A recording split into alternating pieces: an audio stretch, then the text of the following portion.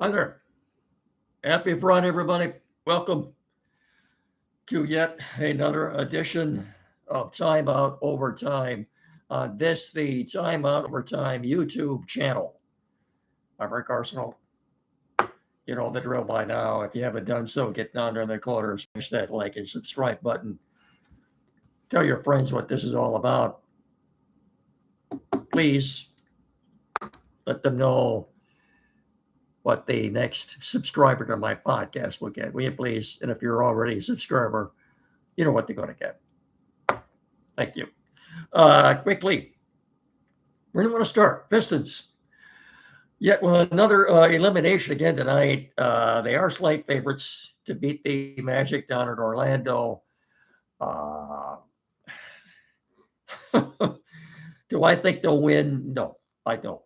I think tonight their season will end, and there'll be a lot of finger pointing and soul searching. We'll talk about all this more in depth with Jed McNair tomorrow morning on the Timeout Show. Andy will be away on assignment. Harrison James will be sitting in for Andy, but Jed and I will have a lot to talk about tomorrow morning, and we will carry most of the conversation, I'm sure. So we'll talk about this. We'll do an in-depth look at this tomorrow. If by some chance, if by some quirk, if you will, you want to call it a quirk, if by some chance or quirk they happen to win, I don't think they will, but if they do, Game 7 will be Sunday at 3:30 on ABC from Little Caesars Arena. Even if they do win tonight and Sunday, this has been a grueling series against an 8th seed. You're the 1 seed. Even if they do win this series, you think they're going to go out even with the home court advantage and beat the Cavs, beat Cleveland? If you thought Orlando was difficult,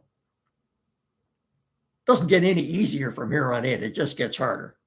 And again, I put a lot of the blame on Trajan Langton, the president of basketball operations, for not going out at the trade deadline and getting another scoring option other than Kate Cunningham. Bless his soul. The poor guy poured in 45 points, a new playoff scoring record for the Pistons. Orlando did not play all that well. They did not shoot that well. And they missed 14 free throws in the final quarter. It had a lot to do with it. Just when you think the Pistons were going to pull away, Orlando creeped up on them again. I didn't. To me, I still think the Magic, even without Wagner, will be gone. He won't play the rest of the series tonight or Sunday, even without him. I still think they're the better team. I think the Pistons season will end tonight, regrettably. But you're asking me, that's my gut feeling, okay? We'll know in a few hours what's going to transpire here. But okay, let me get my sponsors out of the way here. Finish Line Family Restaurant on Carlton Road in Hillsdale. Everybody knows where that is because the place, the best sit-down restaurant in our area. Everybody knows where that is. It's on Carlton Road in Hillsdale, and there's a reason. It's been the best now for the better part of 4 decades, more than 40 years serving our community proudly. And I can't say enough good stuff about this. I have no script to read right here. This is simply a testimonial on my part. I'll be eating there just a few minutes from now. Where do I start? The hours of operation, 6 a.m. to 3 p.m. daily, open until 8 o'clock tonight, Friday night, with all you can eat fish. I do have a special announcement to make. Memorial Day weekend, which begins Thursday night, May 21st. They will begin their classic car Thursday night drive-in, and they will be open Thursdays until 8 o'clock, as well as Friday. with their classic car drive, and a lot of feature items like root beer floats and Tony dogs. They'll still have a full menu, but it sounds like a lot of fun. And hopefully it's going to get warm and stay that way, because this weather absolutely sucks. We've got frost warnings out for this weekend now, hard frost warnings. That is incredible. Between that and the rain, I had just, well. So anyway, where was I? Yeah, the hours of operation, and I just told you about that. Award-winning breakfast served all day. A lot of great new menu items. You won't find a better sit-down restaurant in our immediate area than the Finish Line Family Restaurant on Carlton Road in Hillsdale. Fast, friendly service, great family atmosphere. You see a lot of the same people there all the time. And it's a reason, because they know when they go there, they know what they're getting. And I can promise you, when you fuel up from food at the Finish Line Family Restaurant, you will always finish first. And once you've paid your bill and you're headed out that door to your car, you'll have a big smile on your face and you'll feel fully satisfied. Okay? Because again, it's the best darn sit-down restaurant in our area. Like I said, award-winning breakfast served all day, reasonably priced. It's just the best. They're the best at what they do. Okay? Finish Line Family Restaurant on Carlton Road in Hillsdale. I'll see you there. Okay? I better see you there. We're also brought to you in part by Barrett Insurance. Seniors have got a question for you. Have you got your playbook ready for Medicare? Well, do you? Don't let healthcare costs bench you. We're calling an audible right now with Joe Rudin at Barrett Insurance to help you navigate Medicare and health insurance. So whether you're aging into Medicare, you're in a special enrollment period, or you're losing other coverage, Joe's got the stats and the know-how to help you score the best coverage for your needs. Plus, get a game plan for retirement healthcare costs. Now, what about businesses? Businesses, don't get sacked. Joe's got group health coverage options for you too. You give him a call at 517-849-1000 or check him out at www.barrettins.com. That's all one word.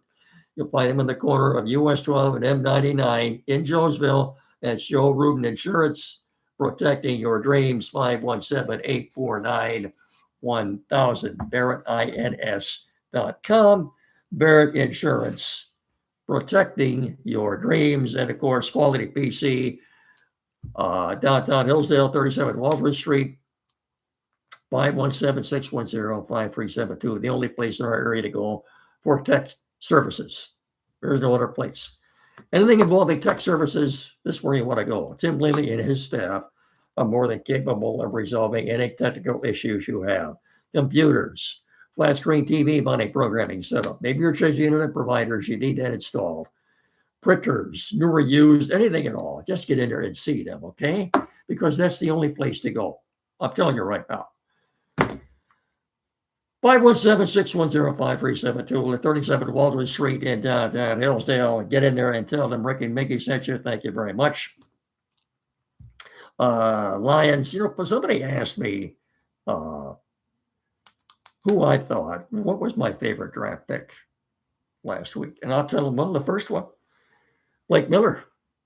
The starting right guard out of Clemson, 6'7", 320 pounds of him. Look, Dan Campbell has said he will compete for that starter's job with Larry Borum. And I've got some land in Las Vegas I want to sell you folks too, okay? He's got to say that. I can understand why he's saying it, but take it to the bank. Blake Miller will be the starting right tackle for the Detroit Lions this fall. When from day one, the schedule will be out, a couple of weeks from now, and we'll know where the opener is. I think they opened at home last year at Green Bay. See where they open up this year. Like last year, they opened on the road. So, and we'll find out who they're playing in Munich too. But that's a couple of weeks away yet. We do know that the Rams were drafting at 13. And they got calls from several teams, including the Lions, in regard to moving up. Now, why would the Lions want to move up? Why did they call the Rams to inquire about moving up to 13?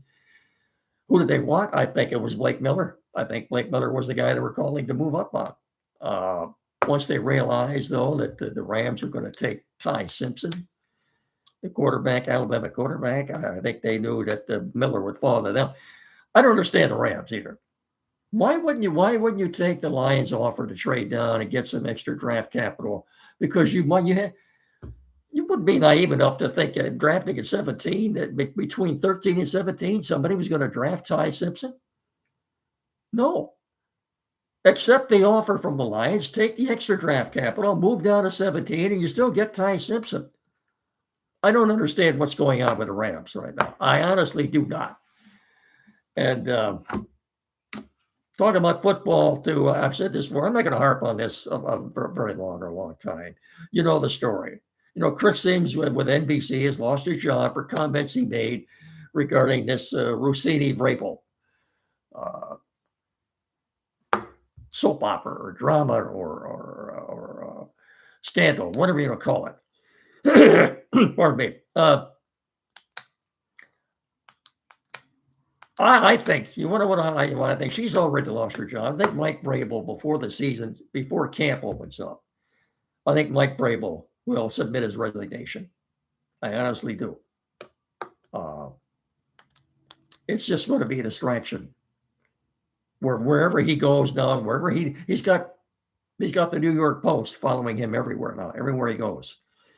And and like I said before, any kind of adversity at all, and they're going to talk about this and blame it squarely on what transpired between him and Rossini. It's just a bad situation. Has he lost the locker room over this? We'll find out.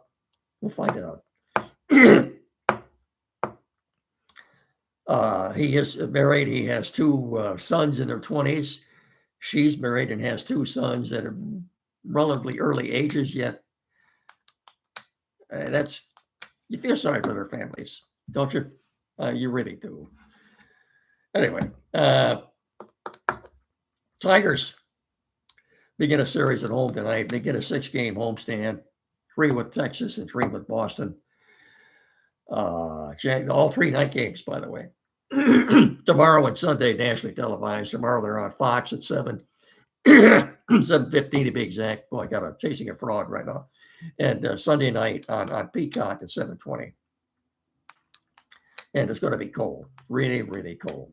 So if you've headed out to the ball game to see any of these 3 night games, you darn well better bundle up, take blankets with you or something. It's going to be cold, stinking cold, and it's miserable sitting out in that for several hours to watch a baseball game. But anyway, Rangers have been playing better of late. I think they're either a game under or a game over 500. Tigers come in 16-16. Look, they did salvage a game yesterday against the best team in baseball, the Atlanta Braves, who they should have taken 2 out of 3 from, just like they should have taken 2 out of 3 from the Reds. So they come home after a 2-4 road trip. It should have been 4-2. Should have been 4-2. So instead of being 16-16 right now, instead of being 16-16, they should be 18-14. But they're not. They've had six blown saves so far this year. 6, count them, 6. If they'd have just won half of those games, they're 16-16 right, just won half of those games. They'd be 19-13 right now. And have a nice little first place cushion in the American League Comedy Central. There are no teams in the American League Central with a winning record. Get the standings out. Look at the standings in both leagues. The National League has 8 teams with winning records. The Tigers have played 6 of those teams. The only teams they haven't played are the Cubs and the Dodgers, okay? Their schedule for the month of May is much easier. The only National League team they play this month are the Mets, and they suck, okay? In fact, I'm surprised the manager hasn't been fired yet, Mendoza. I'm surprised Mendoza hasn't been fired yet. I wonder what the Cohen is waiting for there. Mets have been awful, god awful. And Anyway, the schedule is for May is much easier.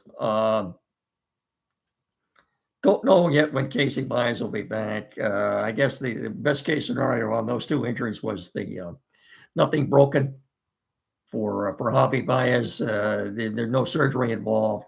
He's got a sprained ankle. But all you can do for a sprained ankle is rest it. Like if you turn your foot or something, okay? It's going to be painful for a while, but there's not really a whole lot you can do for it. Time will heal that, but everybody heals differently. Sprained ankle, it's hard to say. I don't think you'll see Javi for at least 3 weeks anyway. More like maybe around June the 1st. And that's too bad. But Matt Verling has been playing well. I think you'll see him most of the time in center field. We'll talk about this more tomorrow morning with Jed McNair on the Timeout Show from 9 to 10 on WCSR 92.1 FM. Obviously, we'll have a lot to talk about with both the Pistons and the Tigers. If you didn't hear the news, big news, Zach Short is back in the Tigers organization again. They acquired him earlier today in a trade with the Nationals. He was immediately dispatched to Toledo. If you want to see if you want to see Zach Short play again, going down to Fifth Third Field at Toledo. He's down there now. Good old Zach Short. I was shocked when I heard it. I didn't think he was still playing yet. Obviously, he is. The schedule, like I said, does get a lot easier. It's very discouraging when you get all these blown saves because 25 guys did everything right to take you to the bottom of the ninth inning, to put you in that scenario or situation where all you need now are 3 outs to win this game. Just get 3 outs and this baby is yours. 25 men got you there. The last guy, the 26th man, screws it up. And I thought A.J. Hinch handled it the right way. No announcements, no nothing. Yesterday's game was a save situation, and Drew Anderson, who hadn't been pitching well the last couple of outings, he's been much more effective. Gave them a clean 7th and 8th inning. And then Kyle Finnegan came on to close out the ninth. Maybe that's the way it's going to be for a while. You can't keep rolling Kenley Jansen out there having this happen. It's just a downer. I mean, it's psychologically, it's going to take you down if this keeps happening. You can't, I'm sure A.J. Hinch realizes that. Okay. We'll talk about this more tomorrow morning with Jed McNair, as I said, on the Timeout Show tomorrow morning from 9 to 10. That's going to do it for now. Don't forget, I'll talk to you all again then on Monday. I think we've covered everything. Pistons, I don't expect them to win tonight. If they do, I'll be relatively shocked. Okay. Tigers, 3 night games. Don't forget they're on Fox tomorrow night and Peacock on Sunday night. So until Monday then, I'll bid everyone a very nice weekend. Have yourselves a great weekend. Give yourself a pat on the back. It's Friday. You made it through another week again. Congratulations. Thanks so much for watching and listening. I can't thank you enough. Remember to please treat each other with respect. So until Monday, so long. Bye-bye, everybody. Thank you.